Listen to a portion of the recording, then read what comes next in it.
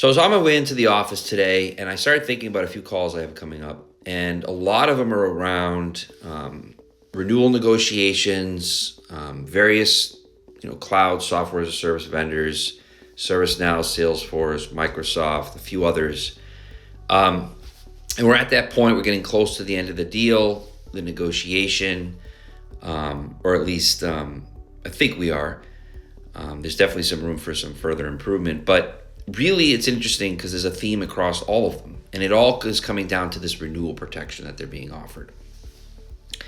And number one, the cap on the increase, really good for all of them. Some of these customers are in as-is renewals. They've been utilizing a certain set of products for a period of time. They don't really need anything new. They're not upgrading.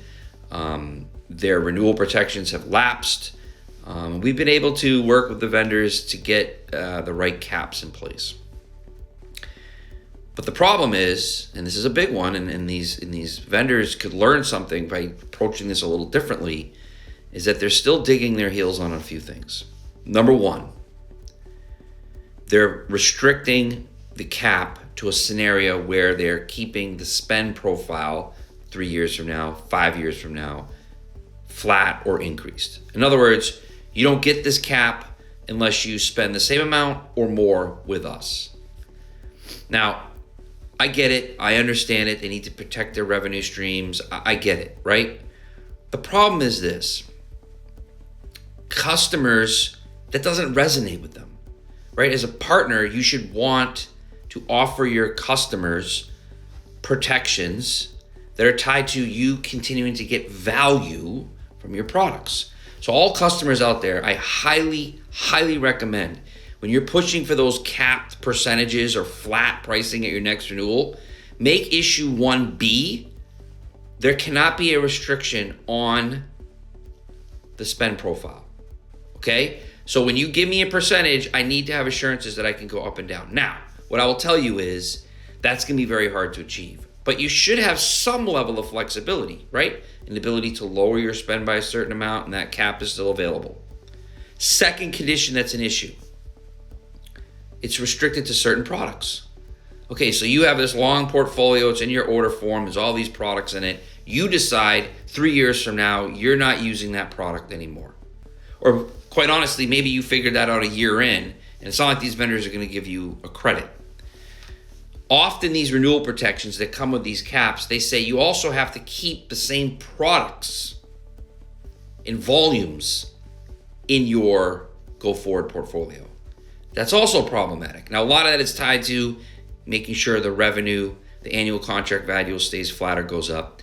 But this is a big one, right? So like, let's say you're a Salesforce customer and you don't need the amount of super messages that you thought you did in Marketing Cloud specifically.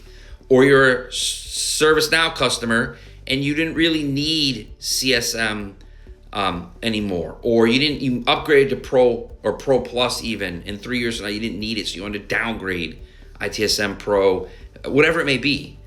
Under that scenario, you don't get that cap unless you keep a product you don't need, keep an addition you don't need. That's an issue. That's the second condition. The third condition is this idea that at the same time, you have to, when you sign these deals, you're gonna have to negotiate in scenarios where maybe the metric changed, or maybe the product is no longer available, right? Renaming. That's another big issue. So make sure you have that covered. And the other thing I just thought of, percentage of net products, often those are not even in or covered, or you don't have transparency at the first place in your order form, right? I just covered this in a recent video and it's gotten a lot of traction, a lot of comments, which is, look, I understand your Premier or Success is a percentage of net. I get it. Shield, percentage of net. I get it. But where is that called out in the order forms? When it comes time to renew, you don't even know what's the percentage previously and what's going to be moving forward. That's a problem. So again, a lot of customers out there have renewal protections. Great, good for you.